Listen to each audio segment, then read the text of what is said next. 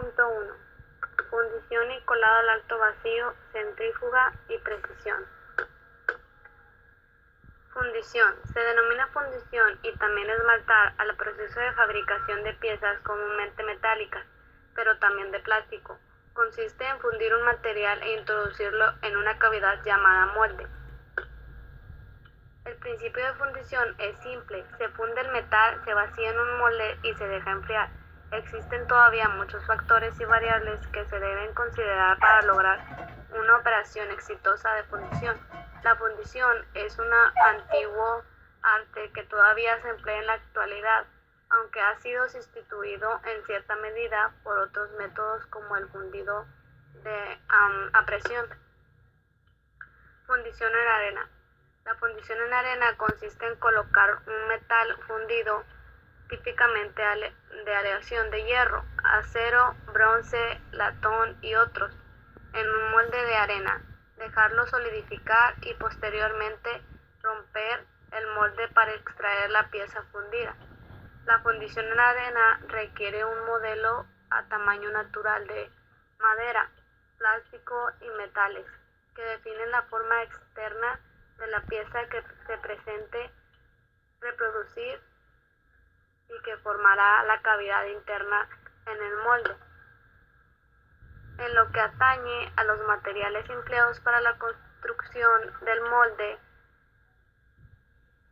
modelo, se puede emplear desde madera o plástico, como el uretano y el poliestireno extendido, hasta metales como el aluminio o el hierro fundido.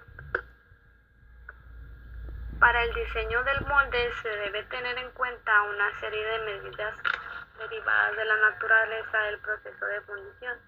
Debe ser ligeramente más grande que la pieza final, ya que debe tener en cuenta la contracción de la misma una vez se haya enfriado a temperatura ambiente. El porcentaje de reproducción depende del material empleado para la fundición. A esta dimensión se debe dar una sobremedida en los casos en el que se dé un proceso adicional de maquinado o acabado por arranque de viruta. Las superficies del molde deben representar unos ángulos mínimos con la dirección de desmolde, con objeto de no dañar el molde de arena durante su extracción. Los moldes generalmente se encuentran divididos en dos partes: la parte superior, denominada copey, la parte inferior, denominada draga, que se corresponde a sendas partes del molde que es necesario fabricar. Los moldes se pueden distinguir: el molde de arena verde, el molde de arena fría, en moldes no horneados, el colado en alto vacío. En talleres y fundiciones de producción pequeña, los moldes se alinean en el piso conforme se van haciendo y el metal es tomado entonces en pequeñas cucharadas de vacío.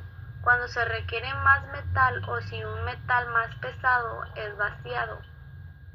Se han diseñado cucharadas para ser usadas por dos hombres.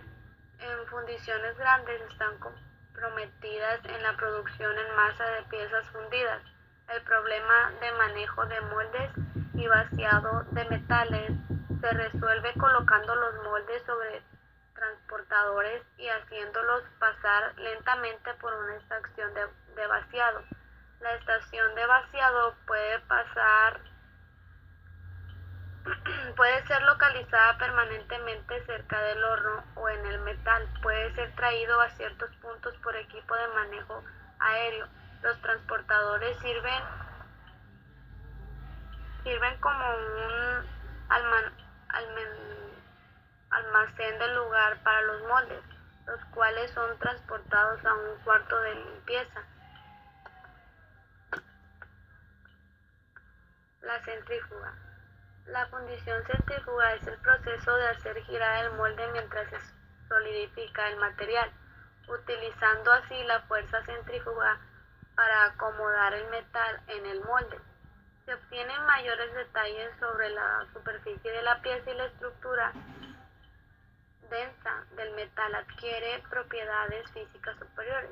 La pieza de forma simétrica se presenta particularmente para este método, aun cuando se puede producir otros muchos